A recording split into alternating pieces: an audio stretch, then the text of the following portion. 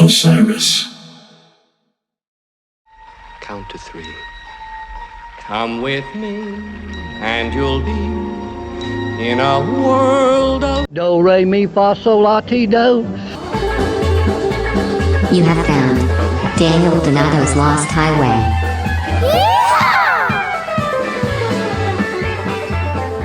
That lost highway. Howdy, y'all. Welcome back to the Lost Highway podcast, the podcast of all things Cosmic Country. My name is Daniel Donato, and this is episode 60, and I need a sip of Topo Chico. Oh, that's how I stay hydrated on this highway. Brought to you by Osiris Media. This road needs a place to go. I want to share with you guys a concept that I've been thinking a lot about. And talking about it here is going to help me kind of take these loose words and bring them together in a more close-knit fashion. Now, this is the difference between a vision and a goal. I think I have a propensity, and I'm noticing in others, to get way too goal-hungry and not enough vision-oriented. Vision to me is a software in which you operate through life and with life in. So I think it's constructed of values. And now I think we don't have complete say over these values, i.e. hunger, shelter, propagation of your gene pool, all kinds of things. But I do think we have the luxury to choose certain values. And so therefore, I think you have a responsibility then, when you have the luxury to choose values, to know what values that you're interfacing with life through. Because there are these things in life called moments, and that's all there ever is the present moment. And there is meaning in many, to be found in any given present moment. So what meaning are you looking for? That's going to be determined from your vision glasses, which have values that shape the frame. Now, if people are telling you who to be and what to do on social media, or you're letting other people tell you what to do and what to be because you live in a place that, especially in our society, that propagates a certain ideal that might not coincide with your natural strengths and identity, well, then you might feel lesser than, and you might not actually do all the work to curate a vision that is really perfect for what you are. But you have this responsibility as a human being to the universe, to see your vision, to try to see it, to construct it in a detailed way, and then manifest it. Now, this sounds very woohoo, but I want to take it in a more simple way. I think it's actually quite a simple thing, a vision. And here's a value that Jerry Garcia had with his vision. I love this.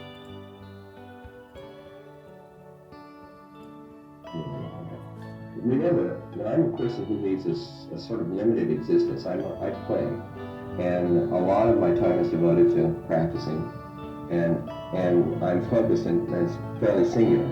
That's what I do. I don't really do much else. So in terms of what's available to me is experience, not too much. That's Jerry being honest and coming at it from a place of an artist, not an entertainer, because he understood that he was an artist and not an entertainer, and that those values and those two different archetypes they do vary slightly.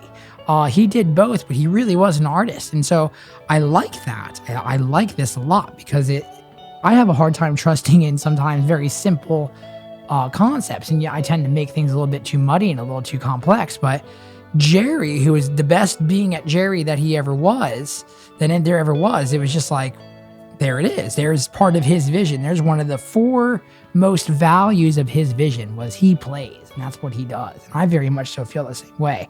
So I'm going to rest on that. I'm going to lean into that. I'm going to lean into the fact that a vision can actually be very ambitious and very large, but also very simple in nature. Be the best Daniel Donato. Play shows, sell thousands of tickets. So we have a lot of energy and conscious energy to reach a high peak experience within the live music setting, and have a family that loves me, and be healthy and of relatively sober mind, not by New Testament standards, up until as long as I can. And I think that's fair. Focus on your vision. Who are you? What are your discover the wonders of your own nature, and talk with yourself every day about this and make sure that you are serving your vision, because you have a real responsibility to fulfill your nature to the best degree possible. We're like a bunch of trees here on this earth, and if other trees are comparing themselves to other trees, then they're not going to grow to be the tree they can be. All strong rhymes. Thank you to our friends Osiris. Thank you to our friends over at Topo Chico. And then I also want to have a word from our sponsors here over at BetterHelp.com.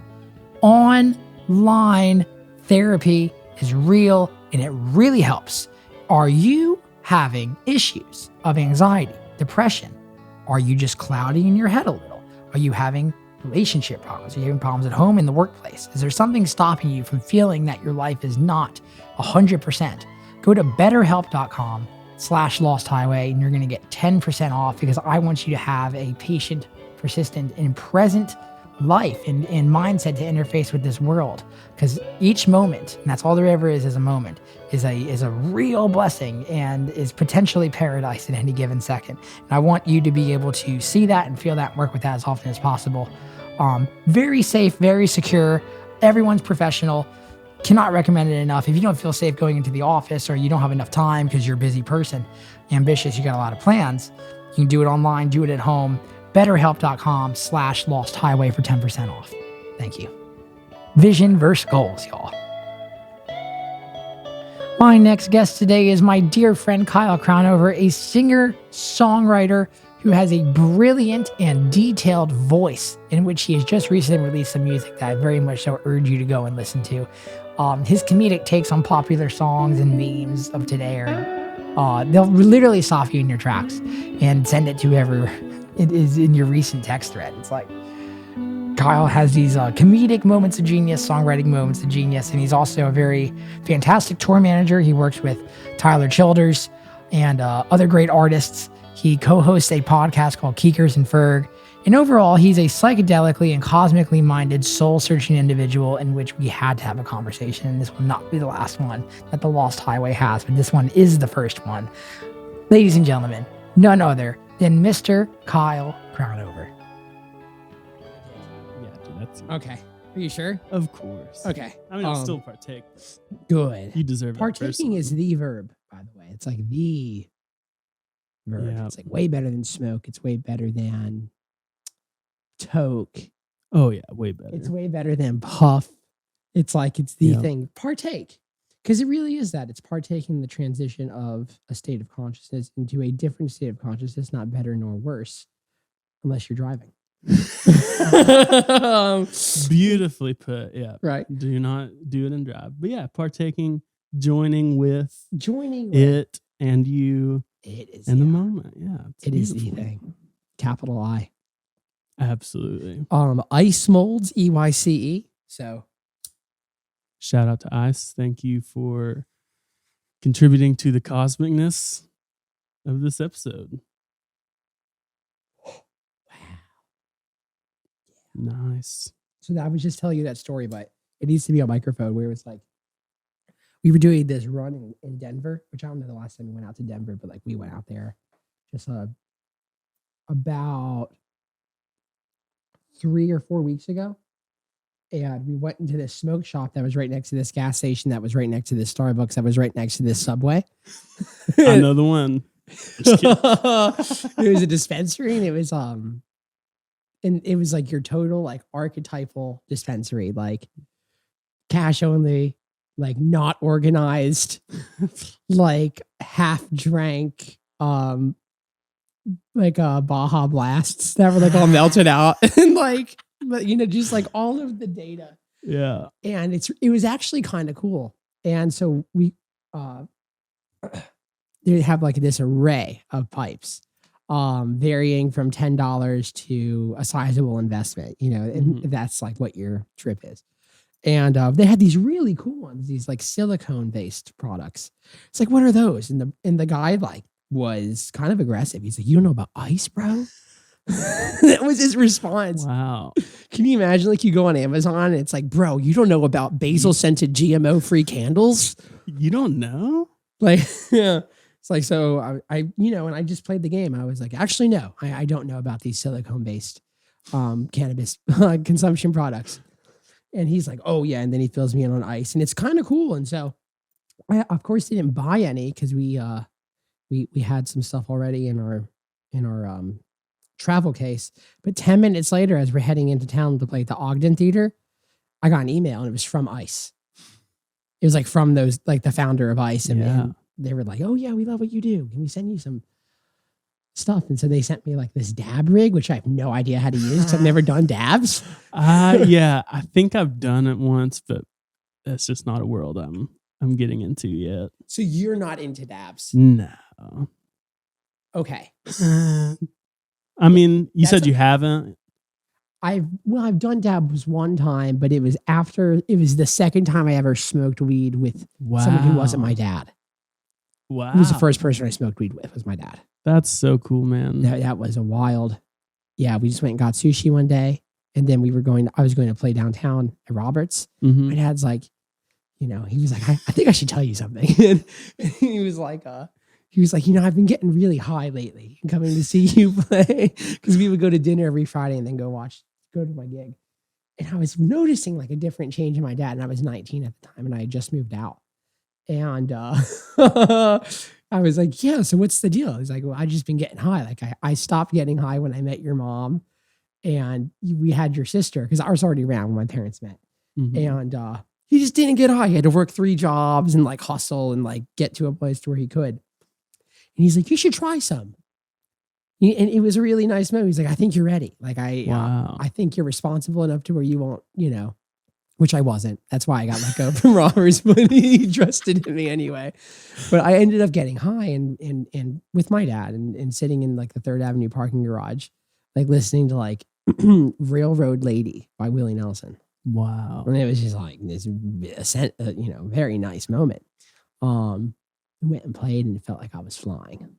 Wow. It was crazy because I was playing with this band that was like, everyone was at least twice my age. Some by a multiple of 3, literally. Wow. And they were just stone cold pros that were in it for the accuracy and the execution, not so much the exploration. Mm-hmm. And so I had the accuracy, like execution muscles down, but like the exploration muscle I also had because I was 19 years old. Mm-hmm. And so it's just like this amazing moment where it's like, and there was one time I really did fuck up though. That's what I was going to ask. Yeah. Is it? Yeah. Oh, yeah. here, this is you. Oh, you're good. Yeah.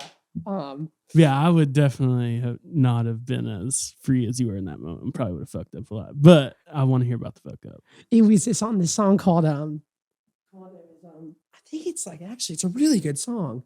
We're drinking wine. We're drinking wine all day long, something like that. And it was like this, just like rock and roll, like 50s, 60s, probably early 60s piano, like Fats Domino song. Yeah. And the first solo is 1 time around, and the second solo was 2 times around. But the first solo, I went twice around, and then the third solo, like I went 3 or 4 times around. Yeah, like isn't it funny? Like the multiples of like we don't know where it's going, and it's like, Dawn was so mad at me because I was so loud and I was so in my own world that the audience went with it and the band went with it. But it was so forced to where it was like I didn't have the bandwidth to be able to make that big of a call because I didn't have like executive call in the musicality of the band. I was just this is your first go with them, yeah, wasn't it? First time getting high. Been playing with them for 3 years. Oh, okay, gotcha. So I knew the set in and out. Yeah. So Did he know you had smoked before? Well, that's when they could tell. Yeah, like, You sweat like I never Artie the drummer because Artie came from San Francisco, which was like he came from San Francisco or somewhere in California. I think he was San Francisco. Yeah, because we were talking about the coffee shops and like little folky hangs that he used to frequent in like Palo Alto, and there would be like Robert Hunter and Jerry Garcia, and then like he had seen these guys, and he had gone to like the Source Cafe, which is the place that started like that weird cult. And so he had been a very like explorative musician. and in terms of psychedelia. And he knew like that I was high, and he called me out, but he was long sober from like exploring that way on the stage again, because he was like, 64 years old or something at the time. And he's like, Daniel, you're high as balls. And then Don, who never ever, according to his testimony, which I presently would take to the bank, consumed a single drop or air molecule of a substance that was consciously alterating in any nature. Wow. Aside from caffeine and terrible foods. And bologna sandwiches. Oh man. Yeah. He loved like terrible coffee. Oh wow. He like loved like Robert's coffee. It was crazy. But he didn't process it at the time. But he definitely hated partaking on a moral level. And incorporating that in the workplace was just like, you don't do that. Yeah. Like you don't fucking do that. And so it happened and the moment passed, and there it is.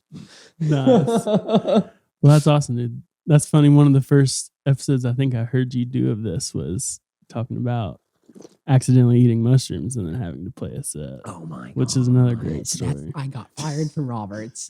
Sadler Vaden got me this gig with this band called the Wild Feathers. And then that happened. But these guys, it was yin and yang. And it's like, I feel like if you look at life in some way as a teacher, as if it's like, it would only make sense that if you're starting to become aware of reoccurring thematic values in your experiences, then like, why wouldn't the thing that perhaps is even like executively involved in the creation of your consciousness, is it also aware of the themes, right? Like it would make sense that it understands. Absolutely. And so it's like, whatever it is, understood that. So like Don was nothing. Like you don't do anything. Yeah. And then I went on tour with the Wild Feathers, this band I kind of, which you do as I'm getting older, I do this less and less, but like I'd projected all of these ideals onto these people I hadn't met before. Yeah. And then all of a sudden I get a chance to like be within their cosmic circle. And it was like very distorted in my view.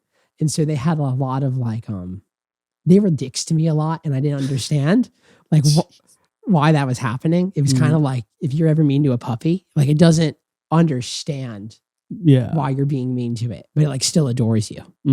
I really respected these guys because they wrote songs that connected with me, and they like displayed musical philosophies in ways that I also connected to. And that was all still true, but there were these like peripheral personality sources of friction that proved to be like very intense for the experience of it all. And I was also in a weird relationship at the time that with this girl I loved, and we were long distance, and I was trying to bring her on the road, and you don't bring someone on the road when you're in a literal bandwagon full of like 11 guys. It was like, I just never It's a very fragile environment. Yeah. As you know, like, and we had no tour manager. 11 people and no tour manager. And different personalities, bro. Like each guy in that band is like a front man in their own right. Wow. And so it's like, it's not like a normal experience. And so anyway, we were playing at this place in Milwaukee called The Rave. Have you been there? I don't think I've been to The Rave. Really? Where in Milwaukee have you worked? Because we're going up there. Staying with I just saw 5 nights. 4 nights? 21, 22, 23, 24. Yeah. Wow, dude. Yeah. 4 nights. Congrats, man. That's going to be, for lack of a better word, cosmic. It's all cosmic. That's what I'm seeing. Yeah. Is that it's all cosmic if you want to look at it. It is. Like, it's not mine. Like, it's just something I'm seeing and I'm calling it. And I think your ego wants to be like, I did that. Mine's not. I'm in that. I'm coming over that hill. Exactly. And I'm feeling like I'm riding downhill on a bike and I'm not pedaling. Exactly. And it's like, wait, this you're is in easy. the flow of the river, dude, and you're not fighting it. Wow. Yeah. Flow of the river and I'm not fighting. Yeah, I mean, you can fight the current, but it's like taking you somewhere. I even read I recently read something about how like your prefrontal cortex isn't so much like making choices and deciding your story, but it's just observing things happening in your brain and then making meaning out of that and making meaning out of the things happening to you. and just crafting this story. And some people really buy into like their stories and think that they're in control of everything and doing everything. And then there's other people that are like, I'm aware I'm just being taken by some kind of creative force somewhere, and I'm just going to follow that. In the thing with the ladder philosophy that you just mentioned, like a positive aspect of it is the fact that allows you to cope with this reality that it's not a thing where you're not going to tell yourself a story. Good luck with that practice. Oh, yeah. Like, good luck. Story is all we have. It's words itself. You know, everything's story is all story. But then we're saying, as well as what you're adding in the latter philosophy, is that you should also pledge and like serve the solemn responsibility of seeing that there's in like investing awareness in the fact that there is or that there is other, I don't even know what it is. Like there's another thing that's not your story that also is. Yeah. You know what I'm vibing on? Exactly. It's whatever that force is that's just sustaining everything, you know, that's making cells constantly split and die and rebirth itself. Create total chaos on one level, and then on a more macro scale rather, is it's an asset that manifests harmony on another level. Absolutely. Right. Like the very 100% chaos that agree. you have is a fuel for the harmony that is being had elsewhere presently. Exactly. And zoomed in, it can seem dissonant and chaotic, like and it's you like, said. well, then it's like that's the concept of then forgetting more and more about just you. Not just thinking about just you. And thinking about, here's the thing, concept too, it's like you are many yous. Yes. So I think enlightenment, the word in like Hindu teaching is seeing through the veil of separateness. So it's seeing that we are all one. And, you know, it's not really. Are you going to say it's trite, it's cliche, it's a meme? Is that what you're going to say? No. Okay. Because we were talking about those yesterday, too, and that was fascinating. I'll save that. Nice. Sorry, I didn't mean to cut you off. Oh, no, you're good. I'm a dick. No, you're fine. We're the same thing, so I'm a dick too. It's all just dicks, man. Oh, it's a Louis C.K. joke now? Just kidding. What a great recovery. Yeah. What a great, smart recovery of a career he had. Yeah. He moved to Europe. Definitely. And he did the most American thing. It was taking shit elsewhere. Yeah. And then evolve from it. Absolutely. Yeah. Yeah, I mean, people change. People grow. And stop holding on to the fact that people change and accept the fact that change is the constant. Absolutely. Right.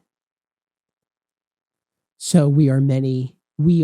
There is a veil of separateness.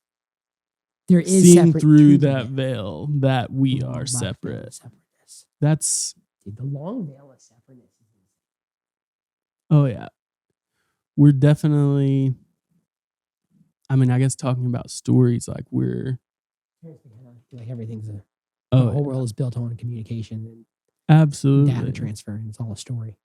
Right. It is. I mean, and I think like stories like color our entire existence. What we see as reality, the entire world. I mean, think about Americans, we're so invested in the story of we give our time to this myth / story of a corporation in exchange for this myth story of money that we ascribe value to. And then we give a big percent of that money to another myth story, which we call the United States government. So like, right. We don't think about it's a story the stories that we've already buying into, and that are just part of the fabric of what we think like existence is. So many stories. It's all stories, and some It's all a story.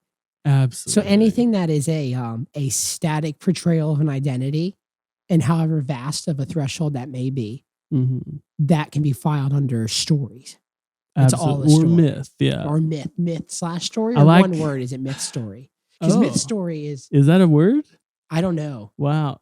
I'll do Kanye West. I'm making my own Well, language. dude, what's crazy? Yeah, myth story. Myth story. Myth story. That's what the genius of Kanye West is, or part of Yeah. it. Because we can't comprehend it, but it's like the fact that he can force change Absolutely. in that way. Like he really commits to change. Yeah. Like And in a way that's startling. Like how does a human change like that? Like that he changes so much, and he follows the power of that part of nature that I so don't to the same degree, and it bothers me in my spine. And it makes me say I dislike him simply because I don't understand him. But he's actually like cooperating with a level of nature that is so present it affects all things with any form of intelligence or consciousness. Like plants, like everything changes. We don't get mad at the tree for losing its leaves and somehow saying, fuck it, I'm growing leaves this month.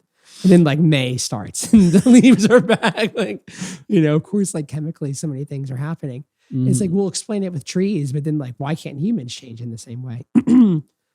Wow. Yep. I'd say because of stories they buy into or don't buy into So the about thing- themselves Wow. and the world around them.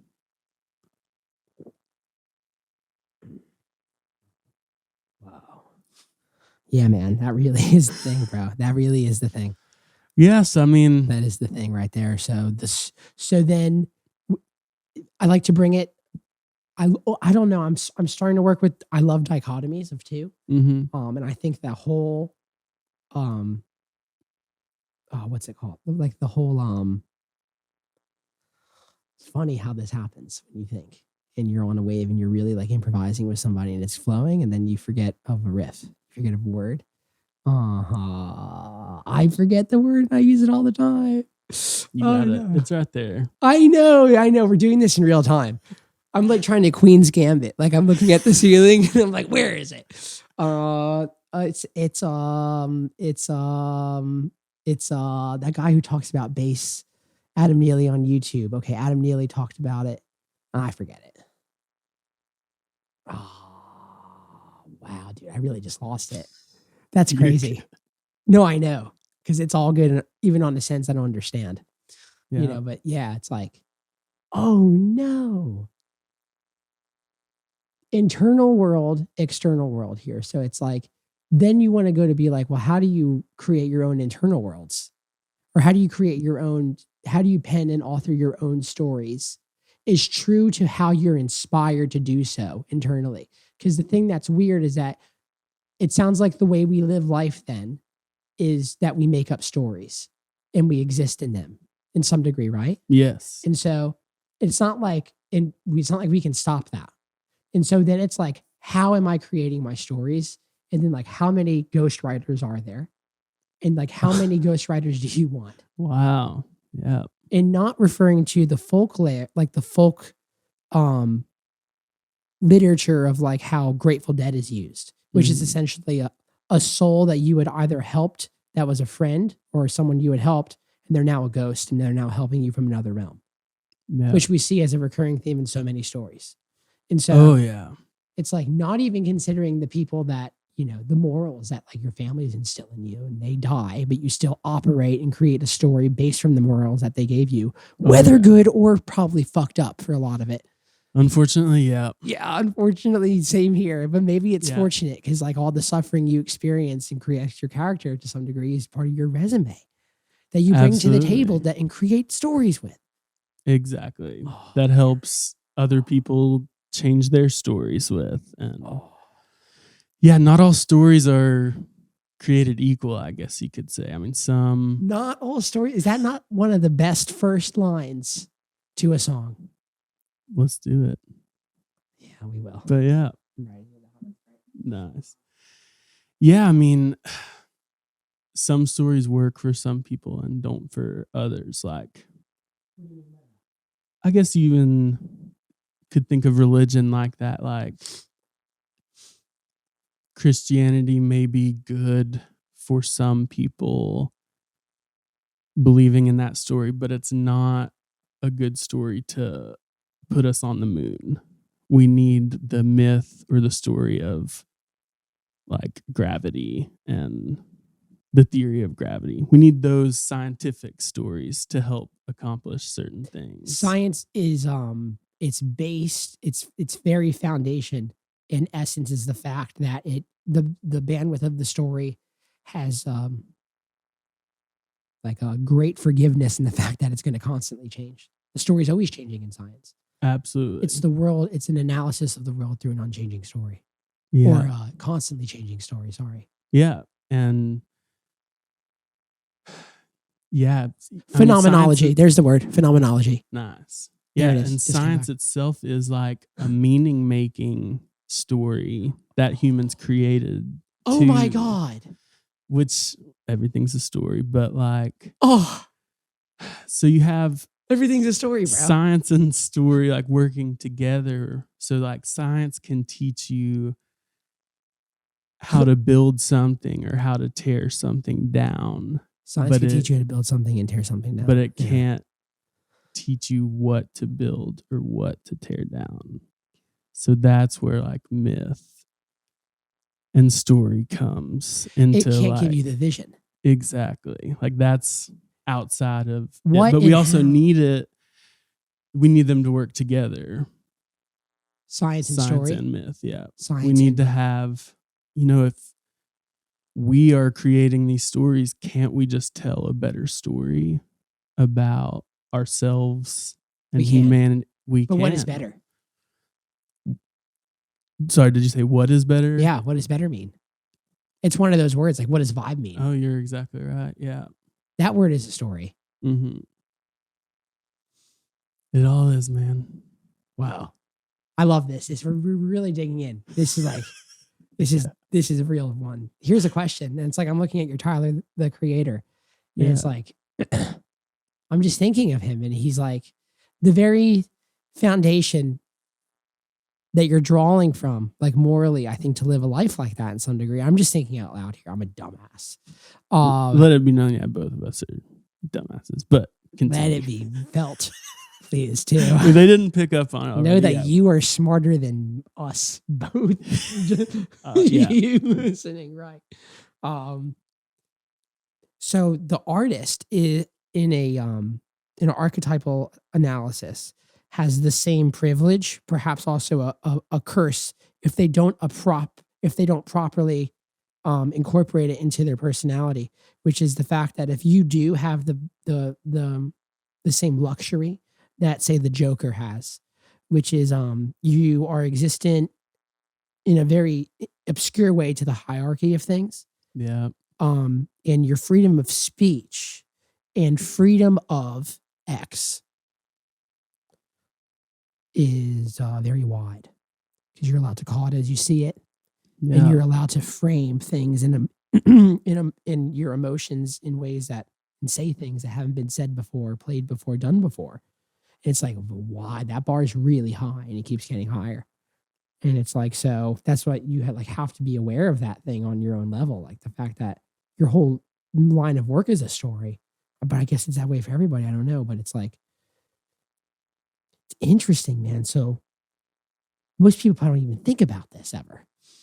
Most of us, I think, are just going by and I don't know. I think suffering in the fact of I wish I was different, or I wish I had this, or if I had this, I would feel this or be this. And it's just not the case, Right. I wish I was this. Yeah, man. Right. That's been like my whole 20s is like, if I had the publishing deal, then I would feel okay. But someone told you that story. Exactly. And you liked it. So you told your own story. Where that was what was going to happen to me, and then it doesn't happen to you. So you're not seeing things as they happen. You're trying to see the things you want to happen that are not happening, and you're scared. And getting stuck on, of reality supposed to be being different. Because you know how reality should go. And that is the craziest thing to, Yeah. Good for a thing you human to learned how assume. reality should go by your 20s. Great job, dude. You're a fucking genius. You don't need a publishing deal. You need to like just work with Jeff Bezos then, I guess. Yep, figured it all out. Sorry, I didn't mean to cut you off there. No, you're good. But yeah, that's what I think most of us just, I think that's kind of where our suffering is coming from, of wanting this to be different than it is. But what it is good. And like you have the freedom to create and be and do whatever you want. And there's no, you don't have to wait for permission from anyone to. You don't have time to wait for permission because the only thing you have is the present moment. Exactly. And maybe the story you're telling yourself is that there is some life in a can on the top shelf Yeah. waiting that's gonna has a long expiration date from now. Mhm. But you don't know that actually. You don't. Yeah. Because you don't know where you came before this life. Exactly. So where's tomorrow going? You don't know. All you've ever had Absolutely. was today. all there And is that's all is you will this. have until you have no now. Exactly. And so, holy fuck. That's it, man. You just have to figure out how Oh my to gosh. accept what is. And like you said, how to be in the flow and just realize you're a part of something so much bigger that's going somewhere where you can't really say for sure, but it's just constantly going. And you can fight the current or you can just go with it. As Terrence McKenna said, let go or be dragged, which is one of my favorite quotes in life. It was about taking large amounts of drugs, but it can whatever. also, it's a story that can be applied to anything. Yeah, Let go or also be drugs is dragged. a story. Exactly. You could also view it as taking, literally working the muscle that is your consciousness. Absolutely. Like what? It's crazy. Like, oh, drugs. All right, easy. It's like the same thing. We'll just make it feel bad because it's scary. Exactly. Like the longer you don't go into the forest and you don't keep it, as in you don't maintain it. My friend Matt King, who bought me that turtle Wow. outside my room, Matt definitely is not listening because Matt lives out in Fernville, Tennessee, and his family has this multi-100-year-old property, and we played July 4th on it. And it was the first time they had a concert there. And it was a Wow. really symbolically a weird cosmic evening, my friend. In a lot of ways. And I wasn't even on mushrooms or anything. Just Wow. was.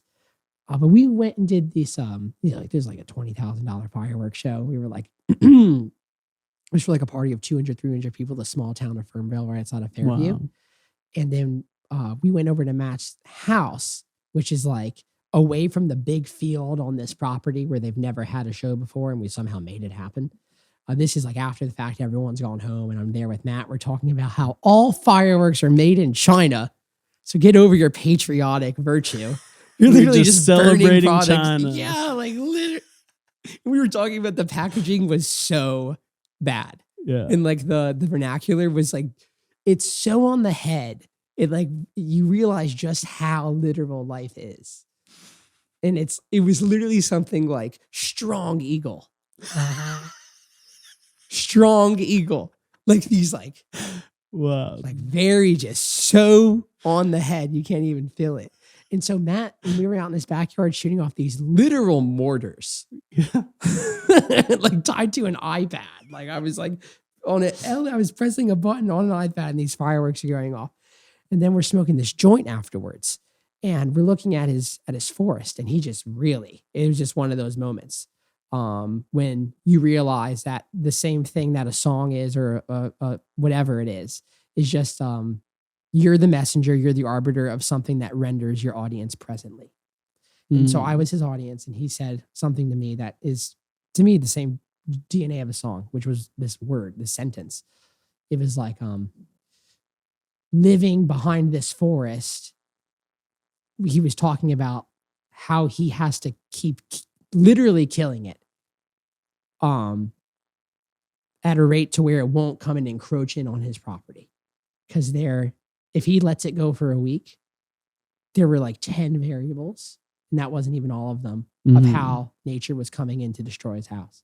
And so it's like this concept of nature is constantly trying to kill static things and absorb them, and then to create more static things because it's an ultimate kinetic force. Wow. And it's like, so nature's trying to kill me and I have to kill it until I can't kill it no more, I think is what he said. Yep. And if you stop, it will kill you. Like the mycelium will come because you're a carbon-based life being will form, and it will literally bring you back into this field and create something else out of you. And it's like the whole thing we're so attached to is the I. Yeah. Like a blink of an eye. Wow. I've been trying to write that one. I can't. It's like, it's because it's too on the head. That's really interesting. I heard, I'm sure it's already been written, but I can't find it. I think it was Chris Martin's Coldplay, right? Yeah, he was on Pete Holmes' podcast recently and just talked about how he can't write on the head.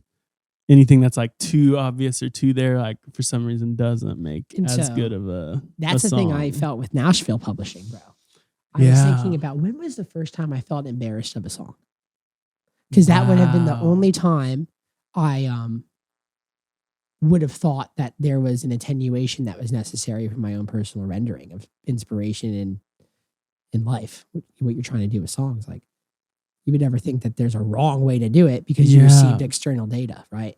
So, do you remember yours? Well, no, but I negotiated with myself. I was like, this is the one I think I remember, because it's like you don't know. Yeah, that's the thing. It's all a dream because you can't. It's recall. a dream inside a dream. Yeah. Boy. So it was just and I thanked him for it the other day. It was Russ Davidson, and he was trying to start this publishing house at the time, and I was 18, and again I had thought that you needed a publishing deal. I thought that like I needed this. So like I established all this value when my grandfather introduced me to Russ. And I brought in some of my songs to Russ, and he like hated them. He was like, I don't understand any of this. He's like, this has way too much poetry. Wow. You know, and it was like, and he was the guy, just so we have some context. Russ had the publishing on AQ Breaky Heart by Billy Ray Cyrus. Yeah. It's a different TV channel. Yeah. Different TV channel. And I brought the wrong script to the wrong producers, and I took it personally. And it's like, you know, it's hard not to as an 18-year-old kid. Yeah. Yeah. But now I'm 26, and I feel, I don't know, that I can accept that nobody's operating outside of their level of consciousness that they're able to operate out of. And he didn't think about the fact of like, should I really say that to him? It's like he clearly loves music. Or this is the first publisher this kid's ever talking to, and what has he made in his head that is going to happen after this? And I like he's walking away signing a deal. You know, in your head, you're like, is this going to happen today? But he was like driving a BMW, and he had like this like Ponzi scheme, like health food algae supplement too. He was like, he's one of those guys that just has 7 things. You know? It's like nothing wrong if you actually have the bandwidth for those things, but the publishing company is no longer. I don't think the algae supplement company is any longer. Wow. So I don't know, but he's in a good place. I saw him the other day, and it was good. I was able to see more of myself. So I guess you can see the more of other people. And it's like all good. Beautiful. Yeah. Yeah. But that was the first time I was like embarrassed of my song. Yeah. I remember. When was yours? I don't remember that one specifically, but I'm thinking of a moment where this was before I knew a tour manager was even something I could do, but I like met this songwriter, and then I saw he posted he was looking for someone to come on the road with him and do like tour manager stuff. And I was like, oh, I think I could maybe do that. So I knew one artist manager, hit him up and was like, hey, I'm going to go like try to interview for this. Like, what does a tour manager do? What's a day-to-day look like? And he was like, just come on the road with my artist sometime and sell merch, and you can like shadow. But anyways, I'm supposed to meet that original guy the next day to interview to be his tour manager. And I set my alarm for PM instead of AM. So he calls me. Why hasn't that's Apple's fault? That is not your fault. No, seriously. Like, Yeah. they should know. They should know. If we're giving them this much time to look at my fucking face and my habits, you should know by now That that I at never night set when my I'm alarm for setting it. 6:30 p.m. Yeah. Apple, come on. So yeah, I was supposed to meet him for breakfast, and then he calls me like, "Hey, I'm at the spot." So it doesn't look like I'm gonna be a good tour manager. And then he was nice about it, but was just like, absolutely not. Like, He's in there, absolutely. he's like, yeah, it's not what I'm not the right fit, what I'm looking for. But Yeah, you fucked up. Whatever. exactly. Yeah. But then that We'll was the fuck up first time again. I was just like, oh, really embarrassed. But So what also did, didn't let it stop me, and then went out with that one girl and sold merch, and then that kind of. who was the artist? Her name is Logan Brill. She was with Carnival at the time. Carnival Publishing. Yeah. Brent's with them. Yeah. Yeah. And Haley Witters was with them at that time. Oh yeah. So it was Yeah. a cool little. Heartland's a great song. You gotta love your heartland. That's a good Her one. voice sounds like it's like from a different world. Like it's Yeah. her, or rather more finely said, like her world and her mind and her story is so defined that the place in which Absolutely. she's singing from and to is really individual. It's really nice. Absolutely. I think she's really found Her thing. her thing, Or which is is cool to finding. see. And Is that is not a- constantly finding. That really is those are the marbles. That's what Disney is. It's a thing that's constantly finding. Yeah. It's like that's what the hero is. It's something that's constantly rediscovering and finding. It's Yeah. also finding obstacle. Absolutely. But that is even aiding in the more of the finding. This is funny. So I have this Hanuman tattoo on my arm. Hanuma. Hanuman. How do you spell that? Hanuman. And he's a Hindu god. He's half monkey, half god. But his story was really, so he was kind of a mischievous young half monkey god, but he was essentially cursed by another god where his curse was that he could not remember that he was half god and couldn't remember that he couldn't die in battle and that he could teleport and that he could do all this stuff. He just had forgotten it. He forgot of his divine capability. That's it. And his entire life. What made him forget? That was a curse from another god for him just being mischievous. They put a curse on Hanuman that was like, okay, you've now forgotten that you have all of this inside of you. The behavioral conduct of that story strikes me in a way that's very similar to Old Testament, to where there's like a tyrannical father or there's a tyrannical unknown that is taking away the pursuit of your happiness and freedom because of a misbehavior you made. Yeah. So it like assumes that there's like a seed in which the universe is out to punish, and that's it. Yeah. Right. So yeah, Fuck you could yeah, say it's that. crazy. And then, but his entire life was waking up to the fact that he was divine, and then he goes on to win So all these huge battles. And it was just the waking up to, oh, I've had this all along. Wake up to This find is out you're- inside me. Oh my Like gosh, you're what I would right. call your connection to God or the universe. Like thinking you could be anything but that is where you go wrong. Like you're inside of it. You're swimming in it. It's all around you. It's never gonna like happen to you because of something. Like you're connected, you're plugged in. You can ignore it, but I don't know, the electricity, like I said, that we talked about, that's running through everything, that's making cells constantly reproduce, and all that is inside of you. And going back to like story, like Myth story. you can get inside of that by focusing on your breath. And then you can be thinking, I am breathing in, I am breathing out. You can follow that. But you can also stop thinking about that and you're still breathing in and out. That's like the flow of everything, that like you are not in control of even your own body. It is bodying without you, whether you want it to or not. It's a part of this bigger river that's flowing, I guess you could say.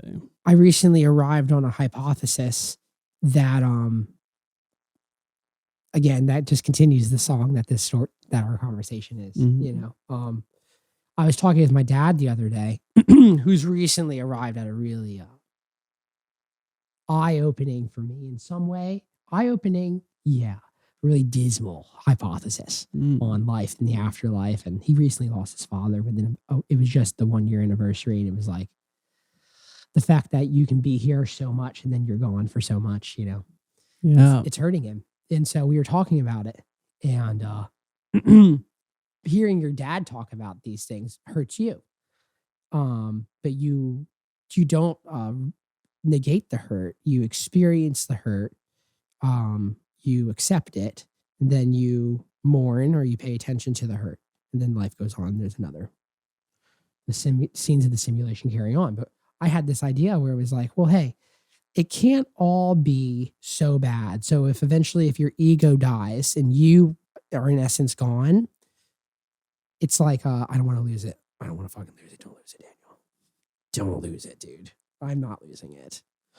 I'm telling myself the story that I'm not losing it. You're not losing it. You never really die. And then check this out. So the very thing, I got it. The very thing that is either the source, the amp, like the generator of this force, that makes us and then kills us. Mm-hmm. It must want you to perpetuate success. Success of growing and evolving, or at least having opportunities to do so. And you using the investment of free will to evolve. But like, it gives you this free will as a gift to evolve, but a price of it is ultimately that your ego will dissolve. And God, because this machine, whatever it is, wants greatness, because it wants to evolve and it wants to go, because it hasn't stopped yet. Mm-hmm. Like, we're in essence, like each episode of consciousness that is our life, yours and mine. Mm-hmm. It's just like a test of nature. It's nature discovering itself, playing itself out, through you.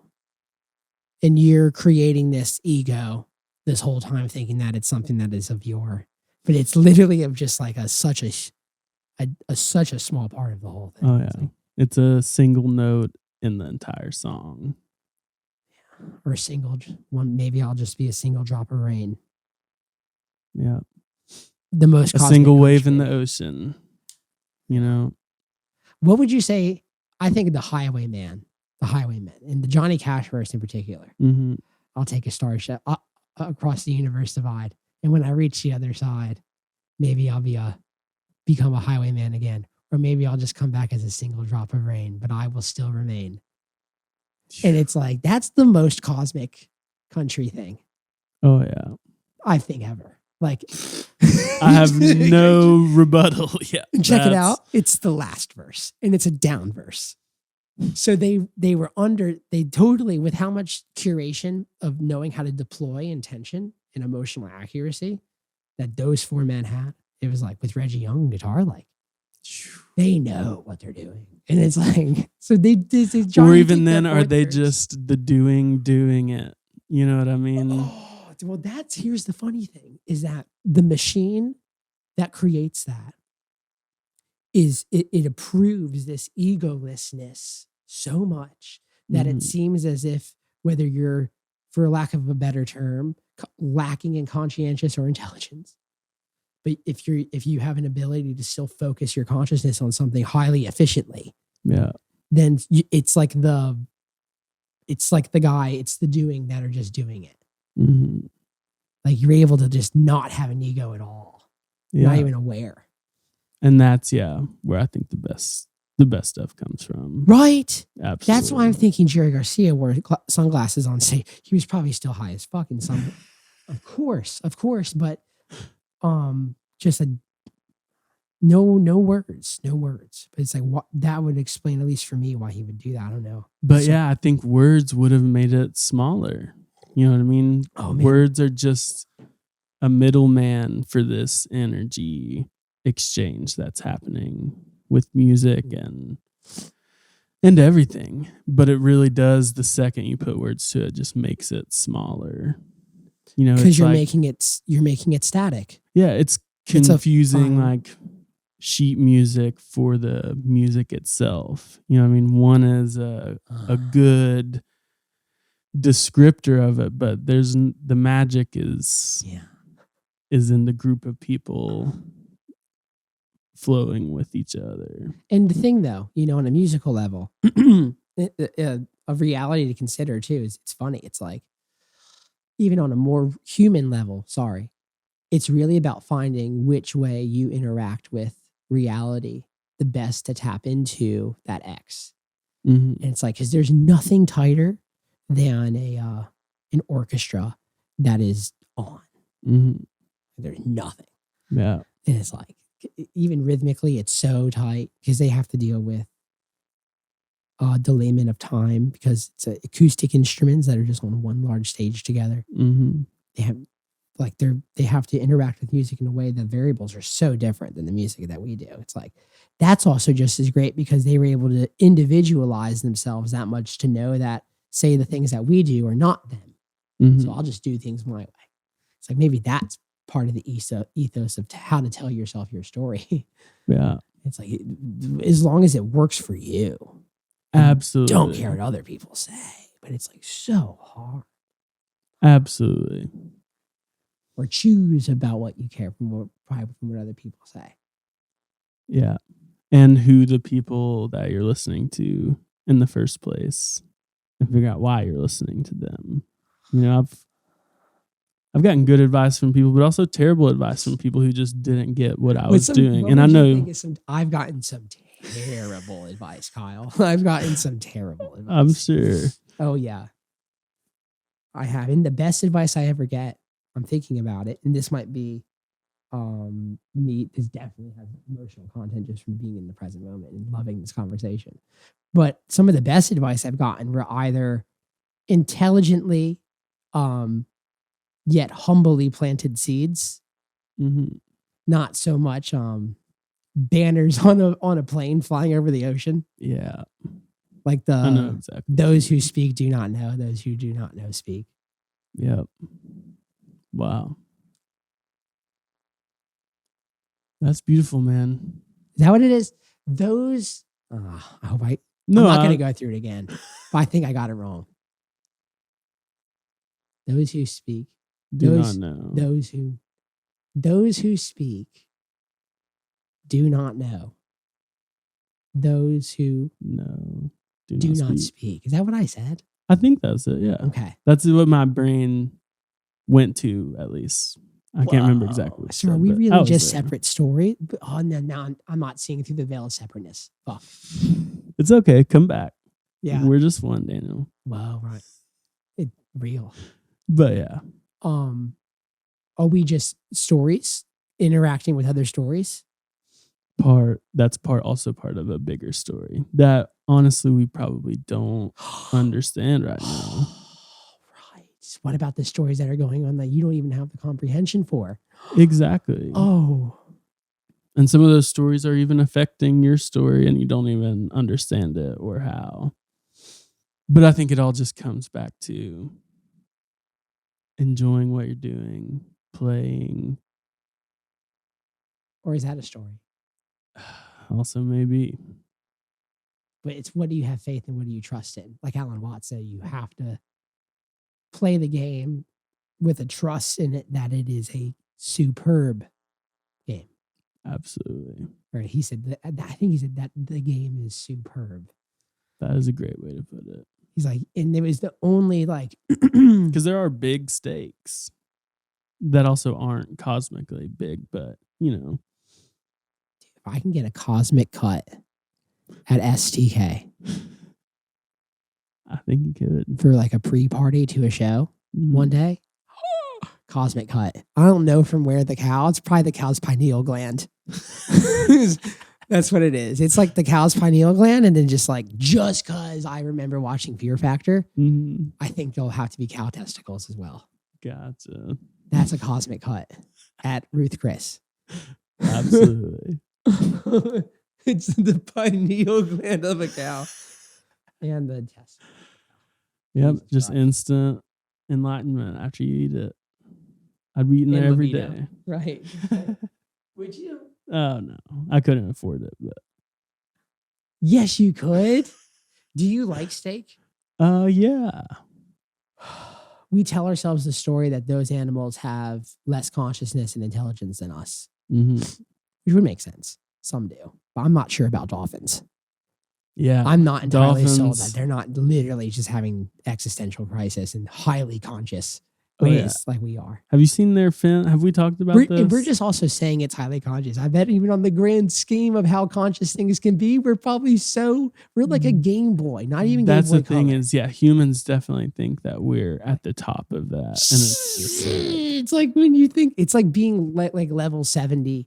It was when I was level 38 in World of Warcraft or something. yeah, And then the elf upgrade came out and I was a paladin. And this guy got to level 72 in like 3 days. And he just came and fucked my world. Yeah.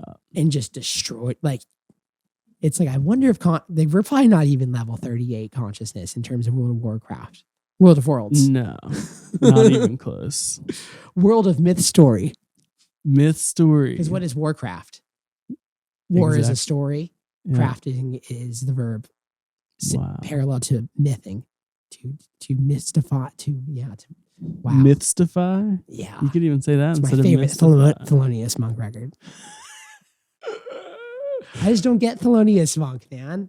I try. Yeah, I can't say I do. I bet if you were there, it was cool. More. I bet, obviously, it was probably way better. Yeah. Yeah. The more life and consciousness that you can swim in, as you just said gracefully a minute ago, it's like probably more captivating, Yeah. whether that's good or bad. Because when things are terrible, it's just like the most captivating. True. Yeah, they say like negative things stick to your brain like Velcro as far as like memory and like trauma response. And then positive things, like you really have to focus on it for like 30 seconds or more for it to like stick around. That's not gonna be like, can you tell me like some really great musical experiences you've had versus like, can you tell me when you felt embarrassed? Like when I said embarrassed, there are stories immediately that you have access to where you remember the sweaty palms and the just shame. Like negative stuff sticks with you. But yeah, I don't know where I was going with that. No, it's that's the thing about a conversation like this is like where you're going is where I'm going. Yeah. So I got things there. That's lyrical, right? Yeah. That's what I would prefer to say as opposed to that's a song. It's like lyrical. It's lyrical. It's like David Lynch is lyrical. Oh yeah. Yeah. Wow. Finding things under embarrassing. Oh my gosh. Yikes. So then all this I want to take into, because I want this to be useful. And I think a way that we can find useful next actions with these conversations is to be like, well, how do I take ideas from this and then move forward? And it is like, well, the way I'm thinking about it is like, how do I define what story I want to tell? And how much control do I have? And how much control am I giving to other sources consciously? Yeah. I think that's really important. I think that's way out there, but it's like, yeah, a lot of it, I mean, just takes time, but I mean, figuring out why you think you want certain things is important. Right. You've talked about this before on here. Yeah. Finding your why. I mean, you can answer anyhow. Exactly. Carl Jung, I think, said that. Yeah. So it's, I don't know, spend less time wishing that you would be different or that things would be different and just actively be different. Right. Like wishing something was different does nothing, or wanting it to be another, like, doesn't help you at all. It just causes suffering. But you can take small steps every day to actively just be that. Like, you want to be a songwriter. You don't need a publishing deal you just need to write songs and be just open to what is and do. Well, then it's like, okay, if you want, then what do you want your songs to do? That's another great question. So in what way is this raw energy Yeah, useful? absolutely. Like anyone can write a song, so like anyone can generate raw energy. Mm-hmm. But then it's like, well, what's that energy being deployed for? Yeah. And so like that'll define its usefulness. Is it being used Absolutely. for, and then it's like thematically, what scenes of life does your energy fuel? And it's like, well, what people are living those lives? You can't write songs for people that aren't you. Absolutely. That's a weird thing living in Nashville. Mm-hmm. Yeah, because we put a real value on specific kinds of usefulness and utility, rather, for this raw energy. Mm-hmm. And the agreements that we have on how useful some utilities are, we might take into account that those are maybe different than my natural proclivity. So if I'm not that thing already, I can be that thing, and I want to be that thing because I'm told that that is what is right. But he who looks outside dreams, he who looks inside awakens. I think Carl Jung said that too. It's like, I think he said that. So it's look inside. Yeah. Oh, it's like, no, there's forests in there. There's some shit going on. And like Geddy Lee said. Oh yeah. And then it's like everyone's like, fuck Rush. I'm like, Rush was so famous. They were so good. They were so themselves up. Absolutely. Yeah. Yeah, man, that forest, and it's coming. It's coming for everything you got. And one day it is going to overtake you. The mycelium. Yeah. And it's such a beautiful thing. Like, can't you recognize that, like, the beauty of the process of what mycelium is? And just like, you're going to tell me that it has always happened and it's probably going to keep happening. And it like, so it's like obviously like part of the game. Yeah. Just observe the beauty and the fact that it rips your ego off you like a fucking Band-Aid, but it kills you. It's like, but it's like so beautiful. But then Ram Dass, you could look at it as it's gonna take everything you know and love and rip the Band-Aid off. But yeah, Ram Dass said death is just taking off a tight shoe. And it's just, isn't it? That's a nice story for me to understand. Yeah. Right. Wow. So it's both, but it's sad and it can be painful and ugly at times, but it's also just where it's all going. You know, it's happened to every human that's ever existed ever. Easy for us to say. And say. it's going to keep happening. Right. It's like. So yeah, let go or be dragged. Oh, Terrence McKenna. Yeah. Oh, let go or be dragged. It's a CBD patch. Nice. Yeah. I've been noticing just a little bit of tension in my right hand. Mm-hmm. And I tell like myself the story that like I'm really on top of these things. Mm-hmm. Like as early on as possible, because I was told other stories by people early on that these were detriments to like their career. Really? But so maybe it was actually just the act of them not killing the forest was the detriment to their career. It's not nature's fault. It's your fault. Nature kills. Absolutely. You just got to keep killing nature. So it's like me trying to kill nature, I guess, in some way. I don't know. But they're cool. They're from Colorado. Not made by ice. Not selling, yeah. Work on it, ice, though. I mean, you're missing out. You could be making CBD patches. Yeah, dude.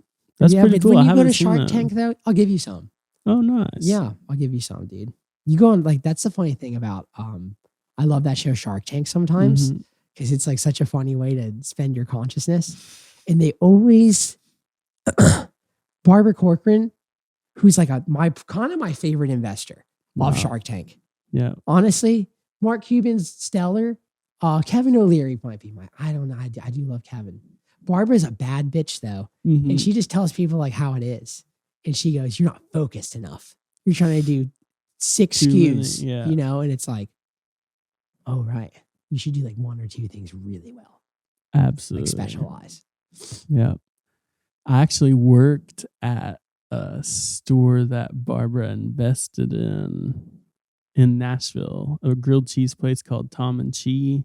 Oh, I know Tomachi. Oh yeah. There's So I one in worked Nashville? there in West End. Yeah, off Is Charlotte. it a franchise? Is that how it Yeah, works? yeah. So it What are started the- small, like in Ohio, then got Mhm. on Shark Tank. Barbara bought it. How much is it to start a franchise? I don't know. I was not interested in starting a franchise when I Tom and worked Cheek? there. No, I was just at the Yeah. front cash register.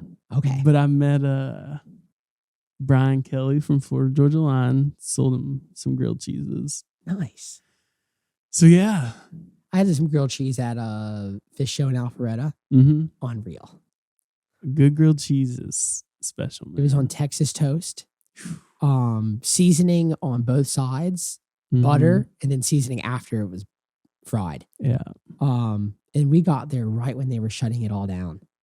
Wow. And they shut everyone down but the grilled cheese guy. And the officer was so cool. He's like, "Nah, keep it cheesy." He's like, "Come on." And then there were a couple cosmic happenings that night.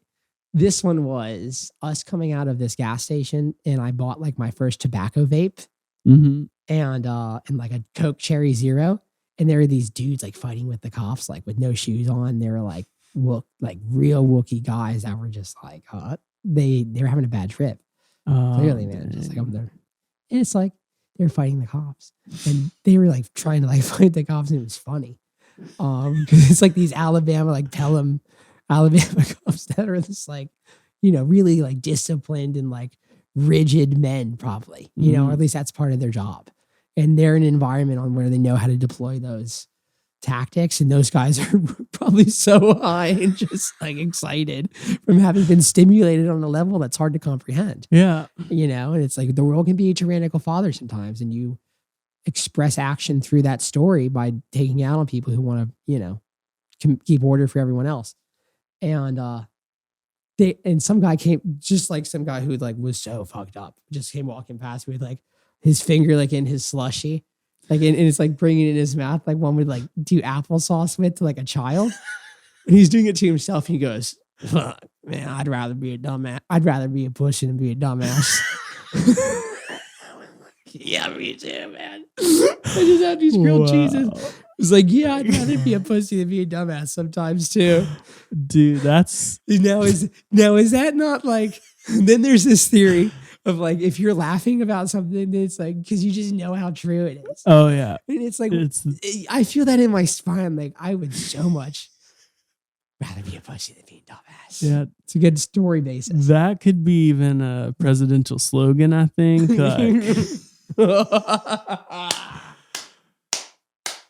Wow. Yeah. That's beautiful.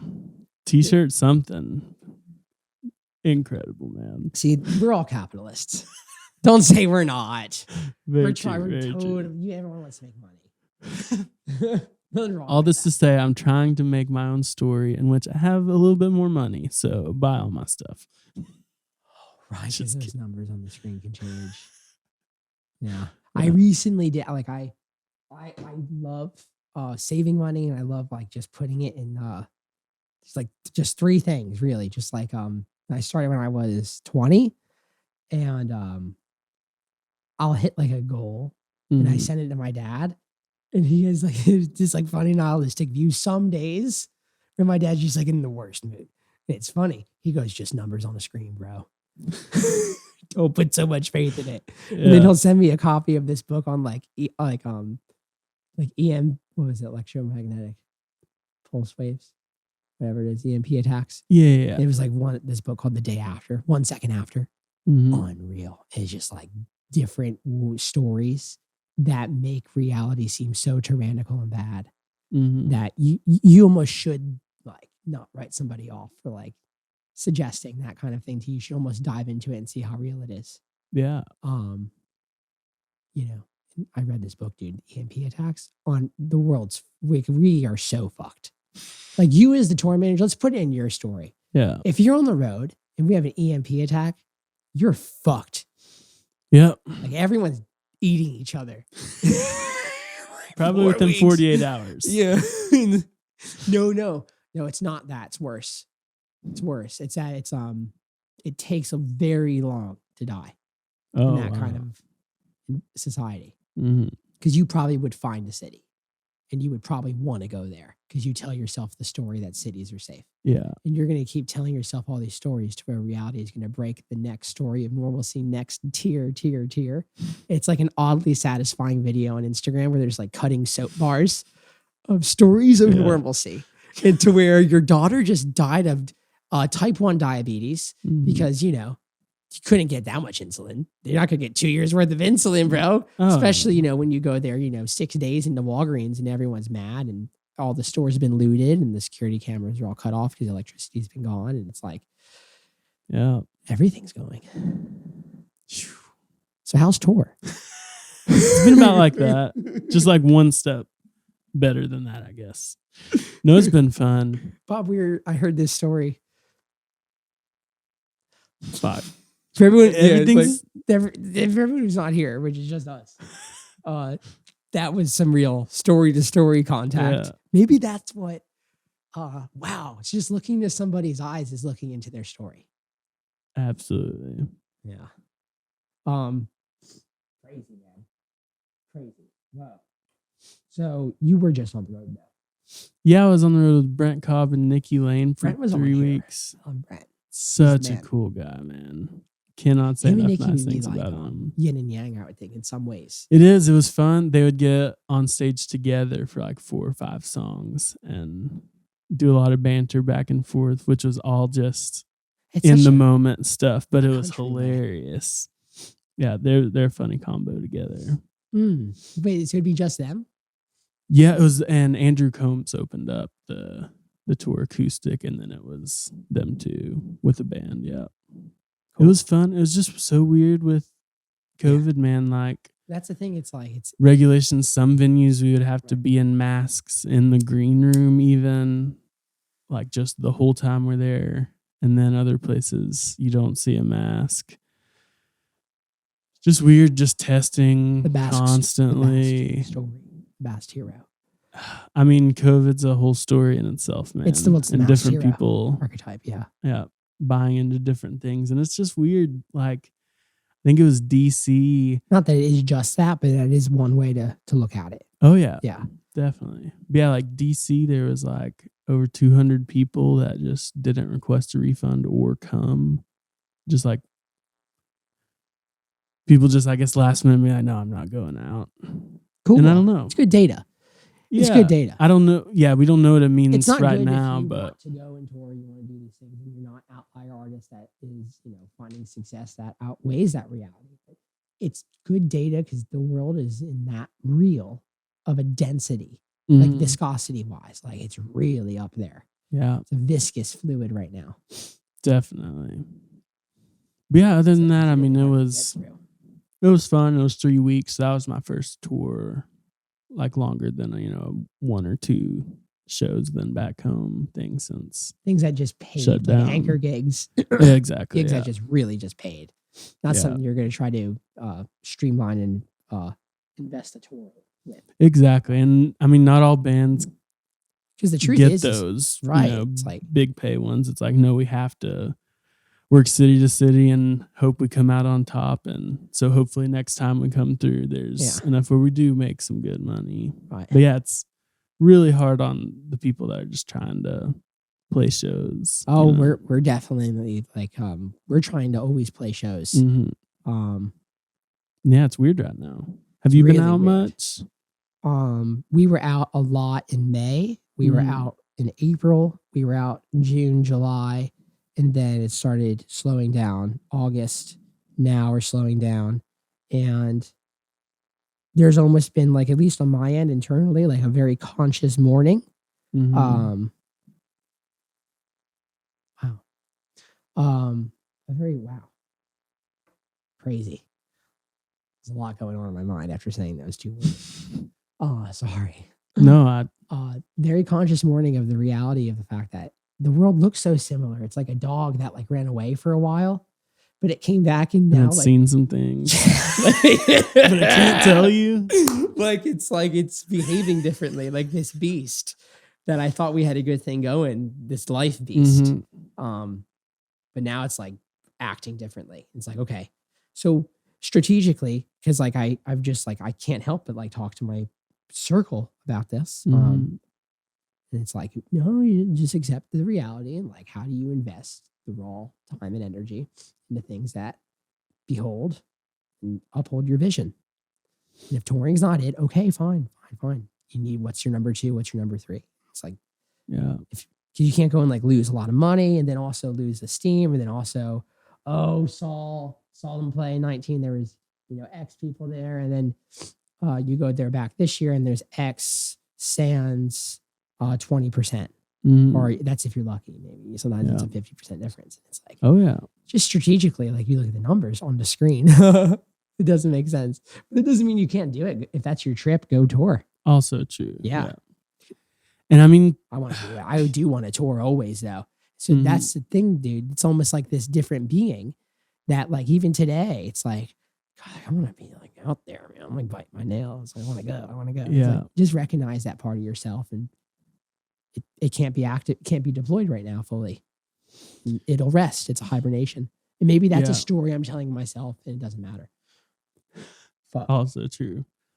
But man, I've seen you and I get it. Like, you, I think, more than a lot of people are really going after something like with the audience. Oh yeah, man. And that With the feeds collective. you and them. Yeah. And I think that is so important, especially It's for the you. audience Is and like, it's another. everything. It's just that exchange of energy with a group of people where every show is completely different because none of those people have ever been there together at that point in their life. Like, every audience is its own consciousness almost. Like, they play as much a part of it as you, I think. And yeah, there's something special when you get that exchange. And it's weird right now out there without it. I don't know. It's It's hard to weird. explain. It's just not. It's out there. It's just only. It's you, the audience, and then this like my Even like, another, yeah. It's like my like this like ever slippery thing. Mm-hmm. It's like it might only happen for 30 seconds. Yeah. But it's like, ooh, I see. It's great. I She's like, think there it was is. Alan Watts who called it, it's a wiggly reality. So you said slippery, but yeah, wiggly. Jerry Garcia said slippery. Alan Okay, Watts said nice. wiggly.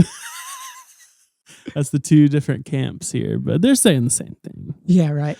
But yeah, So, I completely agree two with you. philosophers walk into a bar. One said, "Damn, it's wiggly." Other one said, "Yeah, it feels a little slippery." Oh no, terrible, Oh God. terrible. But Really yeah, not good. it's Too ambitious. yeah. There's a part of me that really is ambitious in a blind way, and I Mhm. don't know what fuels that need to think that guy needs to be making the calls always. It's like, probably should go tour like, 7 cities in a row you've never been to right now, where you've only had, a third of the pre-sales you wanted to have. And I'm like, okay, well, it's okay. But we went and did them anyway. I love that. And it was fine. Like it's just, if to do something for a long time, you have to be able to embrace the story when it doesn't go the way you plan it to. But there's Mhm. meaning to be had in those moments of reckoning. Like there are. Absolutely. They really are temporary. Oh yeah. And at the same time, going and having that special moment with the crowd that is smaller than you think it should have been turns into more people coming the next time. You know what I mean? Like, It's a story. yeah, it's not just negative. There's a lot of beautiful things that can come out of you still doing that. It's almost fuel for story, these pieces of data that we give other people, because it's ultimately you writing the story. So we can just hope that all we're doing is putting off renewable Yeah. data. The things I say are based in a seed of truth, and truth is a thing that seems to have a really high regeneration rate, Yeah. right? It's like you would hope maybe that's the data but then it's like, how are you putting out truth? Then you must be able to feel truth. But to feel something is to attempt to be still in some way, and to recognize that there's a feeling happening, and that's what's consciously guiding your actions. Yeah. And that's why music is like, when you hear about Alan Watts talk about how music is so analogous to life. Mm-hmm. It's like if life is not a means to an end, if music was, the fastest songs would be the best songs. Simply put. Yeah. And he probably did that consciously. And it was like, it really is like each beat provides and informs the context of in the reality of what came before and what is coming next. And you don't know when it stopped, you don't know when it ended, because silence is also, in a sense, musical. Oh yeah. So it's all a song. Like it's all this and it's slippery and it's wiggly. That's they're both. It's slippery and wiggly. Oh no! Are we subconsciously also recognizing the metaphorical significance? Oh no! We don't have to go there on this one, but let's just say, it's no.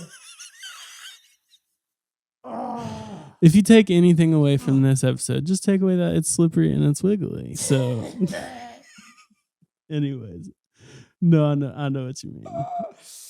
Oh, that's totally that's a great moment. That's so good. That feels like a moment at a show, like when it just happened. Yeah. Like there it is. There's that presence of, I guess it's like, I wonder what is happening on a chemical level, but it's like just a pervasive joy across all possible speculations of reality at that moment. Wow. Like everything I'm observing has a hue, a fascia of positivity. And it's like, it's great for 30 seconds. Like everything's really good. Mm-hmm. It's like all you need. Yeah. And it's like, that's that thing I like with people who are on the level, man. So it's like getting back to that song thing. It's like my energy, like we're so particular. You and I, like we're so particular kinds of people. Everyone is, but oh yeah. Like, and it's like, there just happens to be less particular of our particularity. Dude, I do have to shout out Leanne Phelan for connecting us, because I want to get Leanne on here. Absolutely, dude. I think that would be awesome. She would be brilliant. But stupid questions. It's funny how she was like, I think y'all would get along super well. And I was just like, yeah, let's meet up. And then I agree. I think if people have made it this far, they see we're both interesting, I guess, for lack of a better word. We're interesting, I guess. We're similar in why it's better things to we say like. That's actually the best way to say it. But I also think it's internally acceptable to say that, like, and you don't have to say it out loud, that we're interesting, I know. Mm-hmm. And it's like, because there's such an unsureness about the external world. Yeah. That for us to put out data into the world on a social reputation level, which is becoming more and more increasingly quantitative. Mm-hmm. So therefore it's measurable, numbers on a screen. You're going to be more aware. You should try to be more aware of the things you say. It might come off in a way that's like egotistical or some shit like that. To say we're interesting, I know. Yeah. And it's like, well, then you might try to make a 180 and be like the rebel and be like, say that and not be all that interesting. And then it's like, okay, I understand your story. Cool. It's like one of those Penguin mini books. I get it. It's cool. Yeah. But it's like, I don't know. There's not a lot for me there. But then it's like, I think internally though, in order to actually create a story that is interesting, even though you're externally on the external level, humbly putting it out there, which you should. Internally, I wonder if it's all right to write your story with a dialogue of I'm interesting. I know. This dress is black, not. No. Love the Borat right there. With Borat, culture was so ready for the first Borat, at least maybe, but like now, boy, he's really ahead. Yeah. But yeah, also politically very questionable, to say the least. Yeah, you could say that. You know what I mean? So it's like, I agree with you into this microphone, mouth sounds out of my internal reality. Yeah, we're interesting, I guess. But in my mind, Daniel, I'm interesting, I know.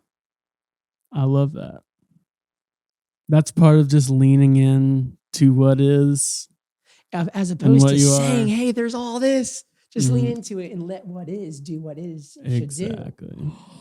And yeah, Just I love lean that into about what you. is and let what is do what it should do. That's it. It's part of it. I That's guess. yeah. We I'm agreeing, and I'm just like, Yeah. yes, that is yeah. that is truth. Yeah, it feels it. That- So I wonder if that's a reflectivity. I'm trying to define in a mouth sound, like Mhm. what is that sensation of when things resonate, almost like a slap back delay, boing, like like a reverb spring. Again, Yeah. musical terms to relate to life. Weird. Yeah. It's like it is. It's like a slap back, like pings. I feel it. hmm Is that because it just resonates with my story? I think it is a resonating Reflective. of just this.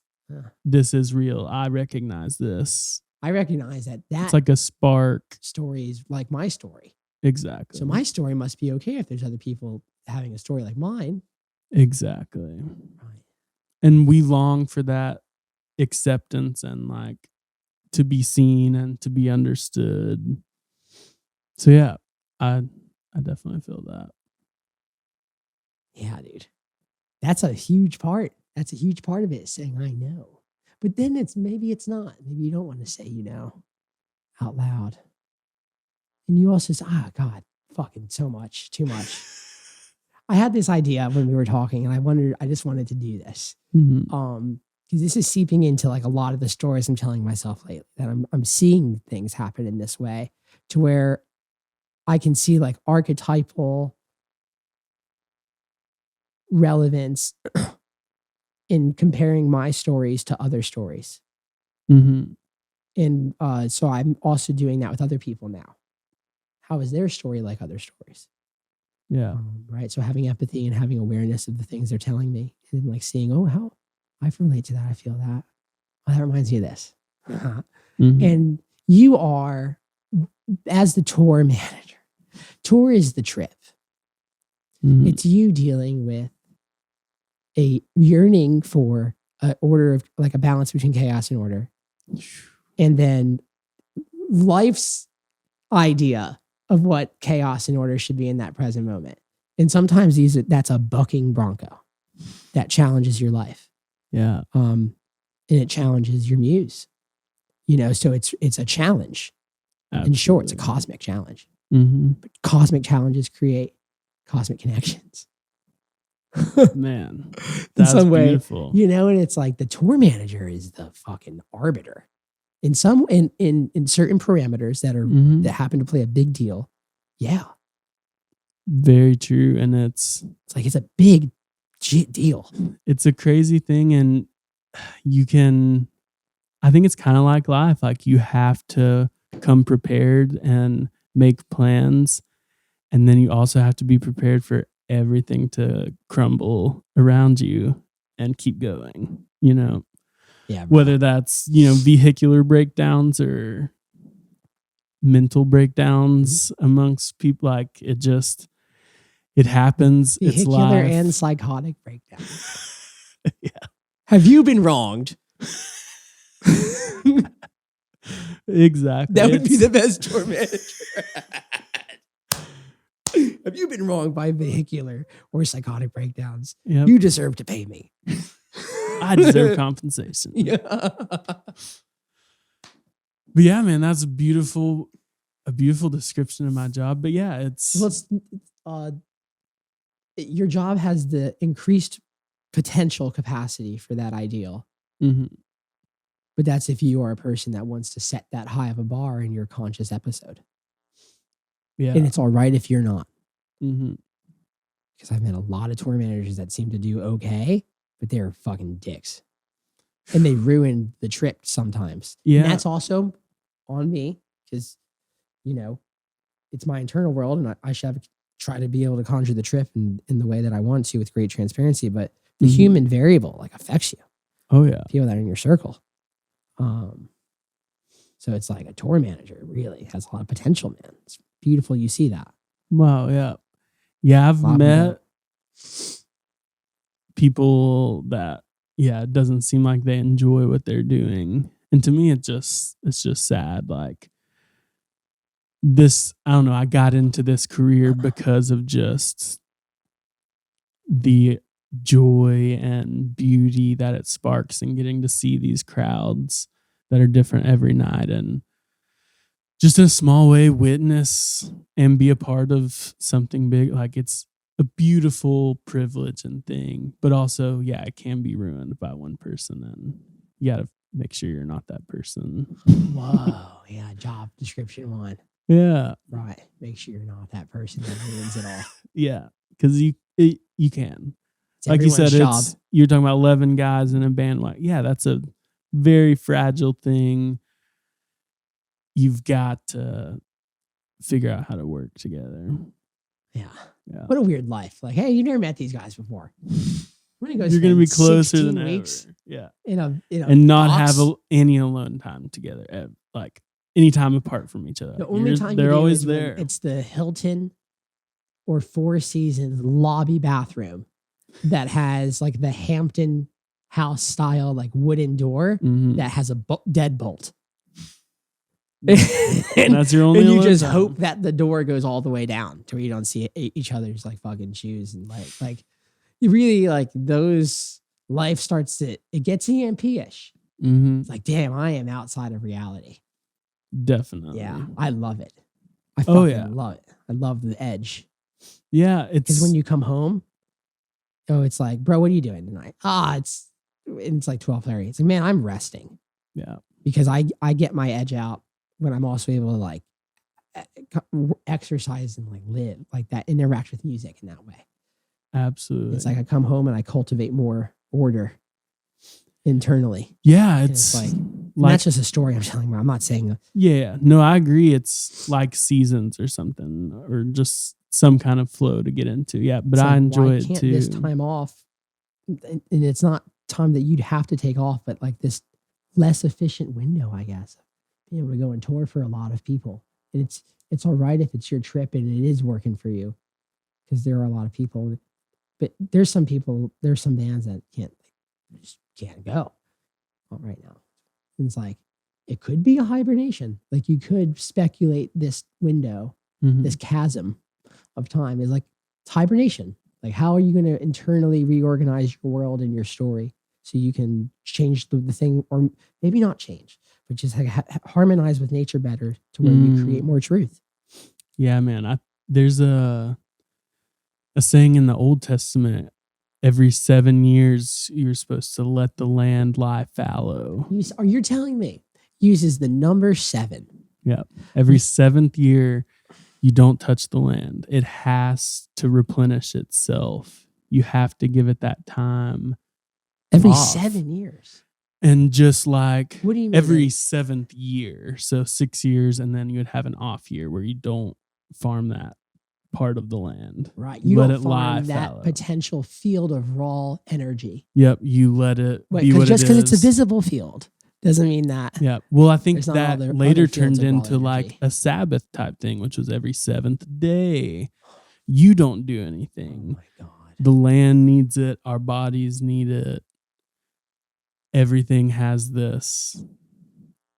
Even stars, you know what I mean? It's I don't know. exploding and then it's turning into a black hole. It's got to, I don't know. It's just how nature works. It has to go inside to come outside. And yeah, I think this will be a beautiful thing for a bunch of artists, even though right now it sucks. But like you said, for the people who do hibernate and do go inward, there's going to be some amazing art that comes out of this, I think. And even a new appreciation of touring from the crowd and the performers. You know what I mean? Like, Yeah, totally. yeah, I think Yeah. this will change the course of music, period. But I think it's going to be a lot of things with those things included. yeah. You know, it's just going to be a lot. Oh yeah. I'm using no adjectives. I just know it's going to be more. It's going to be novel. It's going to be new. It's going to be something that It's the hasn't happened. It's the archetypal Wild West, I think. You know, it's like, and if you, that's why I recently like we had to postpone 4 shows, and I was sick, and it wasn't COVID, which was like, I was almost bummed. I wanted to. That's your get out of jail free. Oh, I had COVID. Have to do it. Well, and it was just like Joe Rogan had just gotten COVID, and everyone that we were in the van with, like, we were like reading these things on Instagram or Twitter, and people being like, "I hope Joe Rogan dies," or like terrible ways to invest consciousness, I think, morally onto other people they've never met before. And it's like, anyway, so I got sick, and I was like, I hope I get synchronicity. Maybe to some degree it might be COVID, and fortunately it wasn't. And it was just this like nasty head cold, but I had time off. Like I couldn't do things, so I just watched the Wild West. Like I watched these movies, and the thing that's funny, like to observe, is that the whole time, part of that story is you don't really know what's happening. You don't know if chaos is about to just jump on you at any second, and you don't know what degree it's going to.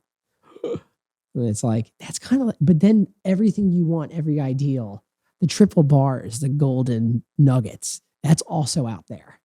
Oh yeah. And it's like, well, that's probably what we're feeling right now is the realness of what the Wild West is, which is life in a condensed can.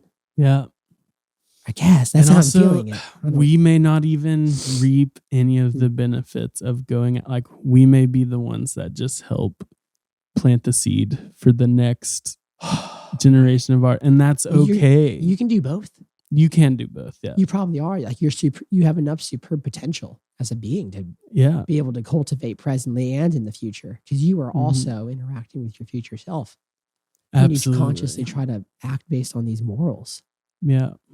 You're using your consciousness to project that there's more time on the shelf. So you want that to be a good time. You want the trip to be good. Yeah.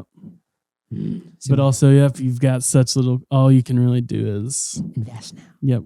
Cultivate your open a Robinhood account, everyone. Buy Dogecoin. Seriously. Buy Doge it's only down right 77%. So you're saying if do there's you a have veil Doge? of, are you saying I'm no different than a Doge? We're basically just Doge, yeah. I live in enough like of a boxy neighborhood now to kind of be laughing at it. I'm like going crazy. Yeah. In some degree. Like I want to go live in a place that is unlinear. I want to live in a place I don't see all these shapes. I don't like it. Yeah. It feels like Fortnite. It feels like fucking Roblox. We are It's very weird. disconnected from nature and what. Yeah. I don't know. Yeah. Just again, another story we bought into that like I am safe in this box around these other boxes. Dude, it's no, like you're not. You're not. I measured it, man. Like we're less than 100 feet from where your neighbor is resting their unconscious head when they sleep. Yeah. And it's like, that's wild. Like that is, it's just like a lot of, also, it's so much energy to probably be around. It's like, it is, you're taking in, living in the city, so much stimulation that your brain can't process.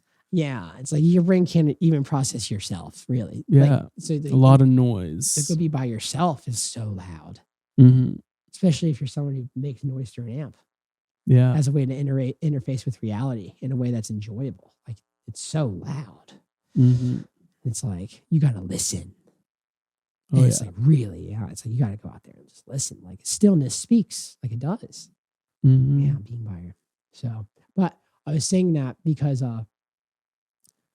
I'm like domesticated right now, and I feel like, and so I enjoy dog encounters, and so because I'm always jogging in this neighborhood, and yesterday, for the first time, because I was hoping I was going to see either a corgi or a Doge alpha, another dog, because it's just not a thing you saw, and I saw a Doge fucking almost damn near destroy a poodle yesterday, black poodle, short haired. That's this Doge crime, came up on. That Doge. Someone cancel that. Dude, Dogecoin cannot be, if it's the first racist cryptocurrency. Do you have Doge? Let's see. I do have I did. I bought in right before 420. Blaze it. I I bought it at Please. I bought it at 41 cents, like $100 worth.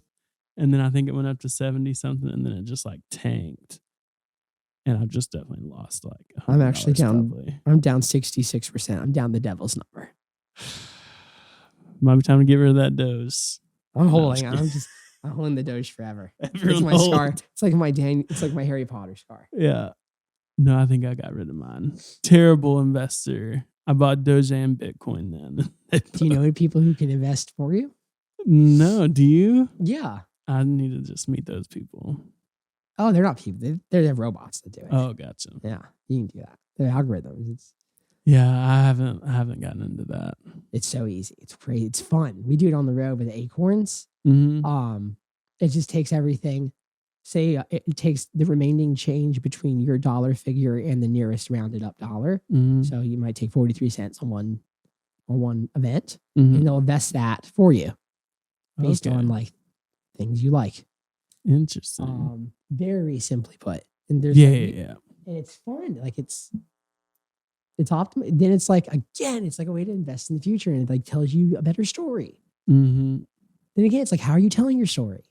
It's all right to Yeah. tell your story the way you want. If you believe that helps you, then do it. Absolutely. Wow. So no one can tell you how to run your story unless you're the tour manager. I tell the story. Kyle Crown, you do too. Listen. Is that my book title? I tell the story. That's your Kenny Powers everything. I tell the story. So that will come out before my return back to glory, back to the top. But yeah. I tell the story. Because yeah, Back to I'm glory. gonna end up getting canceled or something eventually. But then I'll drop the book, and that'll skyrocket me back. I don't know how canceled. It takes upon a cosmic level. It's hard to get canceled. Yeah. I think you got to really like.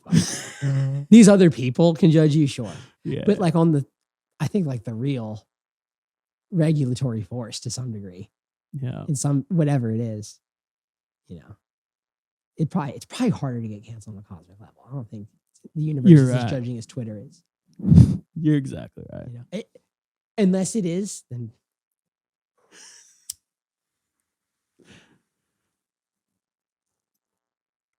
That was just good timing. I should have filled the space there, but I'll just let it. No, in. you said blaze it. It was funny. I opened my Robinhood account right on 420. Blaze it. It was Borat timing. Yeah. It was like funny. Like it's a very articulated story to tell. Yeah. Wow, very funny. Yeah. That's great. Dogecoin. Okay, I'll leave you on a technical question. What do you think of NFTs? Being a tour manager. It's so hard to You're say. also much more than a tour manager, dude. I know we've only spoken about that part of we you, talked about a lot of stuff. we're trying to talk about the veil of separation. separateness. Right. Yeah. I don't know. With music, I don't know. I can see a lot of good coming from it. Also, I'm a firm believer, like we said, that everything's a story, and the US dollar is a story that maybe could be better for everyone. Great. So yeah, I think crypto, NFTs, I'm a little skeptical, but I'm skeptical about everything. But I think it has potential to do incredible things for creators. Wow. Right. Yeah. Very evolved term, the term creators. I like it. Everyone is a creator Yeah. in our worlds that we associate with. Absolutely. Even everyone on that band's a creator. Like that drummer, that bass player could have 50,000 people who subscribe to their method of making music. Absolutely. You know, it's like very interesting. Yeah. Mm-hmm. Creator. It's a good term. It's what you are before you are any other more like a descriptive adjective. You're a creator first. Absolutely. But then also, in what way are you a consumer? Oh shit. I mean, in Right? just about every way, both. Which is it? Is it a snake eating itself? Probably. But I just discovered that theme. that myth, No, that myth story. That is. I hope it's not a word yet, and that we made it. It's funny though, like myth stories putting two words together. I was That'd out be a at good publishing company. yeah, I was out at Said no one on Music Row. Myth story. they're Myth all story publishing. they're all gonna crumble next to anyway, Carnival. those. Oh yeah, I like that. But yeah, I was out at Tyler's and I heard this crazy like flapping noise, and I thought it was a turkey, and then it flew like 100 feet in the air, and I was like, that's like some kind of vulture. And I told Tyler, he's like, that's a turkey vulture. I was like, that's a real and apparently it is It's a real liger. What do you mean? That's what a myth story is a turkey vulture, basically. It's a liger, bro. I was like, I guess I see why they called it that, because literally it was huge and low to the ground, and then it was both though. Oh my God. Turkey vultures, myth stories. I think we've gotten to the bottom of it. Oh my God, man. It's turtles all the way down. It's turkey vultures all the way down. And it is myth stories all the way down. Oh my God, you brought it up. You brought turtles. I was going to ask if you knew anything about that.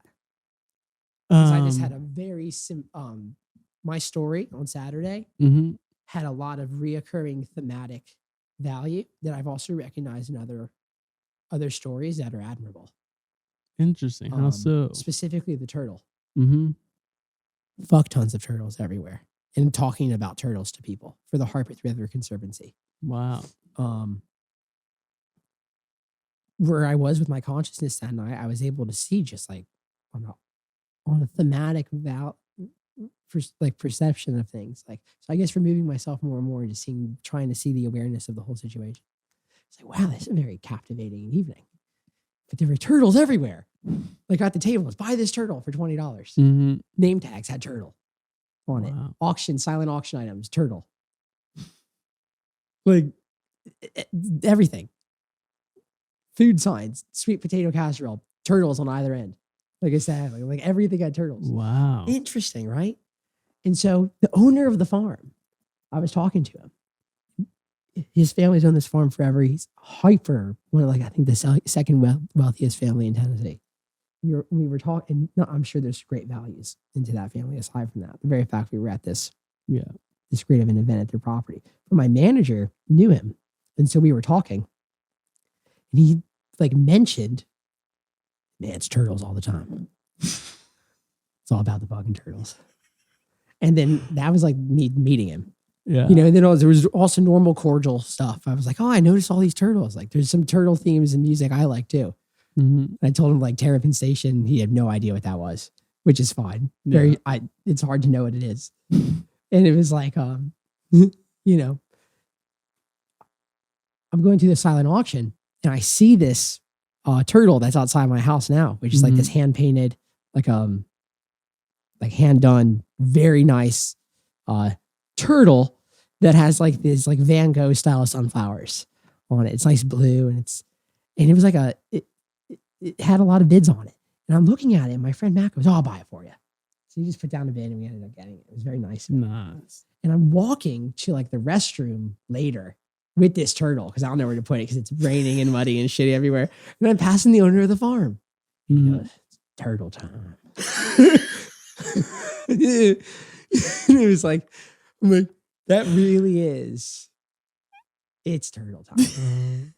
Let's go. So I think in some deep way that means go with the flow that could probably be so impossibly slow that it just goes even if you don't know. It's kind of it's going. It's go with it. Go. Slow. And all these, I was talking to this woman on the dance floor. It was random dance.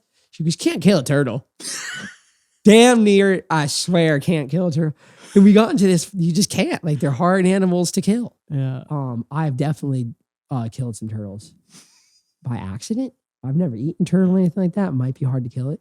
But it's an interesting animal symbolically. And then I, of course, went to Metamodern. And it was so then I was like, oh, I'm meeting the most cosmic minded.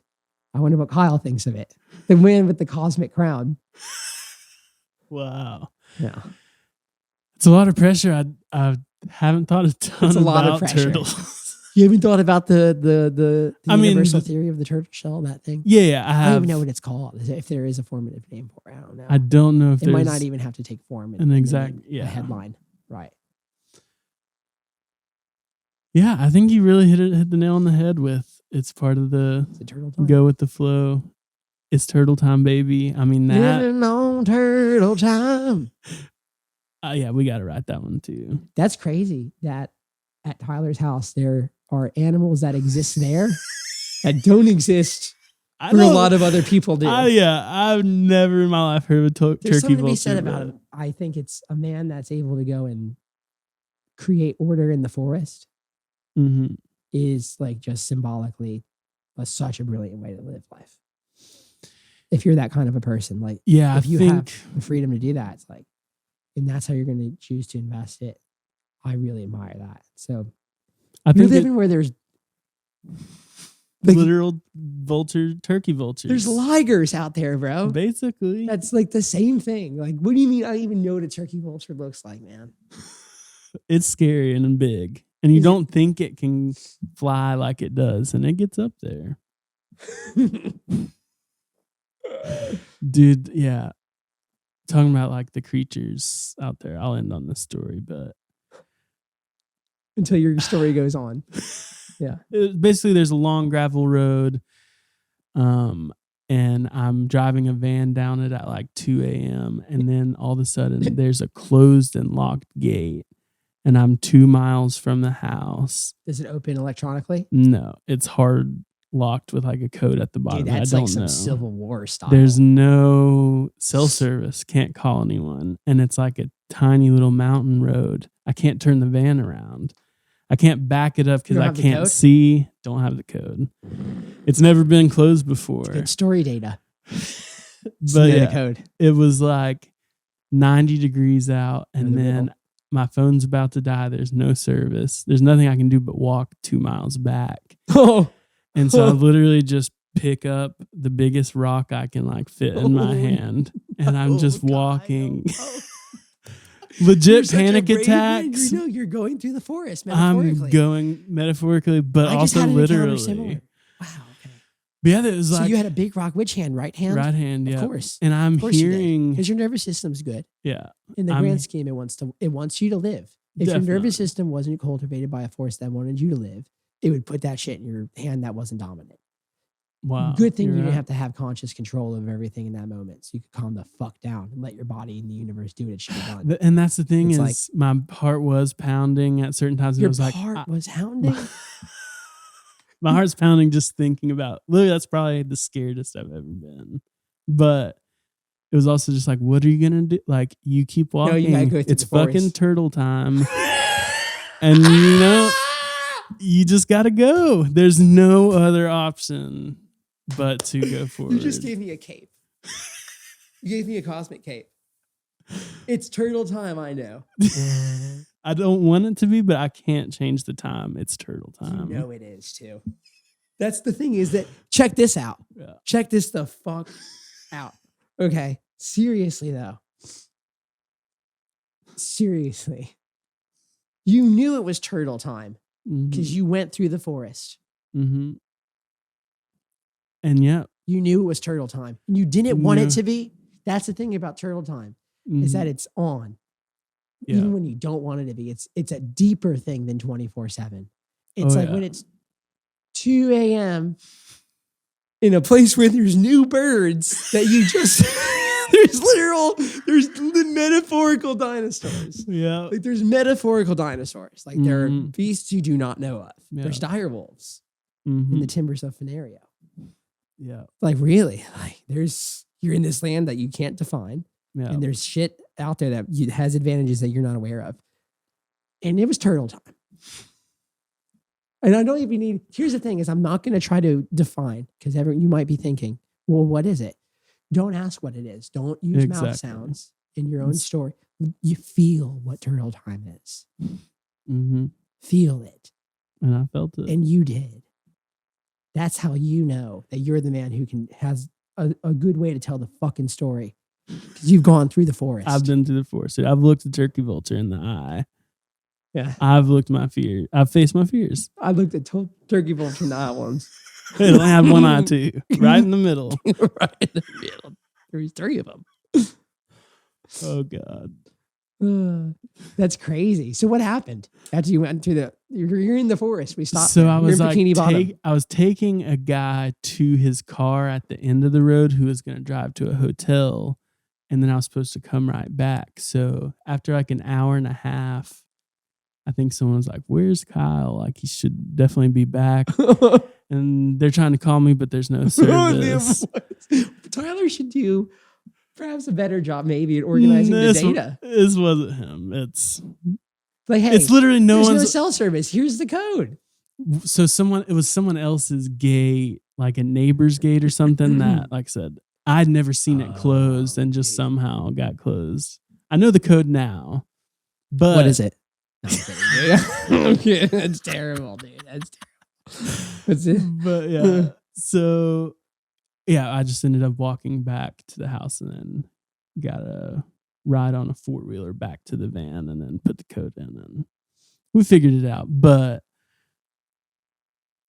I don't even remember where I was going with that story. Well, you went through the forest and you But survived. I went through the forest and survived, yeah. Go through the forest, everyone. It's turtle time. My friend Kyle Crownover, everybody, a One of the most marvelous really individual. It's an most honor to call him a friend. Please indeed go check out his music, check out his Instagram, and if you see him on the road, give him a little friendly wave and a hug because he's a hugger. So I want to share with you one more time. I think vision and goal separation is very important. Think about this. The vision often is simple. As Jerry Garcia said, I play. I live a life of simplicity. As much as experience that I have, it's not much outside of playing. I don't do much else. I think that's very interesting because he did so much with what he was saying was so little. So take care of the work and the work will take care of you. Know your vision and therefore your goals will come from that vision.